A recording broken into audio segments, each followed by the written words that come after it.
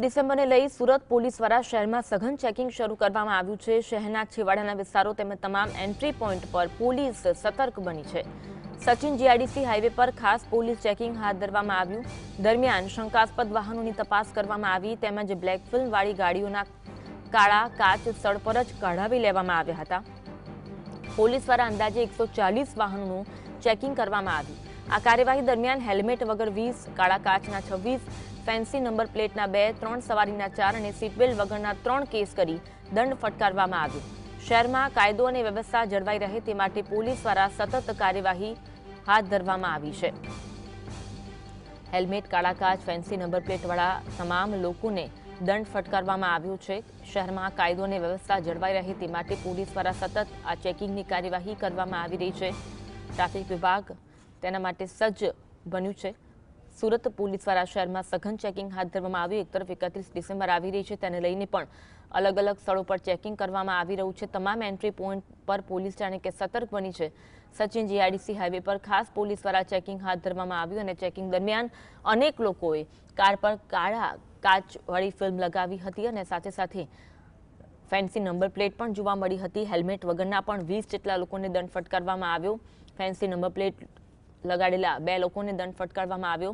3 સવારીના પણ 4 કેસ જોવા મળ્યા હતા। સીટ બેલ્ટ વગરના પણ 3 કેસ કરીને દંડ ફટકારવામાં આવ્યો હોવાની ઘટના બની।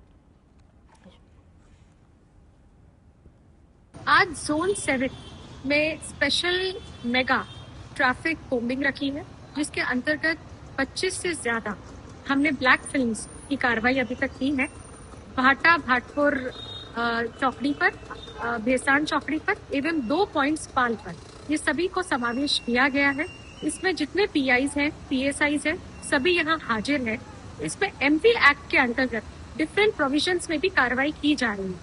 इसके अलावा नो हॉन्किंग जो है उसके भी ड्राइव रखी गई है, जिसमें सिटीजन्स को अवगत किया जा रहा है कि बिना किसी बात के हॉन्किंग ना की जाए, इससे नॉइस पोल्यूशन हमारा बढ़ता है। आज अंगे વધુ વાત કરીશું। સંવાદદાતા સાહિસ ફોન લાઈન પર જોડાયા છે। સાહિસ, શહેરમાં કાયદો વ્યવસ્થા જળવાઈ રહે તે માટે ટ્રાફિક વિભાગ સજ્જ બન્યું છે। વધુ એક વખત શહેરમાં જે પણ કાયદો વ્યવસ્થાની સ્થિતિ ખોરવાશે તો ટ્રાફિક વિભાગ સજ્જ જોવા મળી રહ્યું છે। શું વિગત મળી રહી છે? બિલકુલ થી ચોક્કસપણે સુરત શહેરની અંદર કાયદો વ્યવસ્થાની સ્થિતિ જળવાઈ રહે તે માટે સુરત શહેર પોલીસ એલર્ટ મોડ પર જોવા મળી રહી છે। 31 ને ધ્યાનમાં રાખી શહેરના અલગ અલગ પોઈન્ટ પર હવે પોલીસ દ્વારા ચેકિંગ શરૂ કરી દેવામાં આવ્યા છે। ખાસ કરીને વાહનો ચેકિંગ કરવામાં આવી રહ્યા છે। બ્લેક ફિલ્મ કઢાવવાની કામગીરી પણ કરવામાં આવી રહી છે।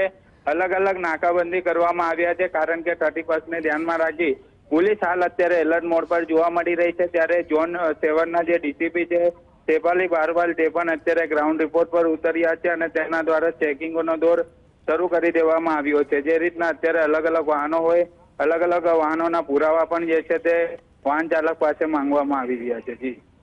જી આભાર સાહિસ માહિતી આપવા માટે।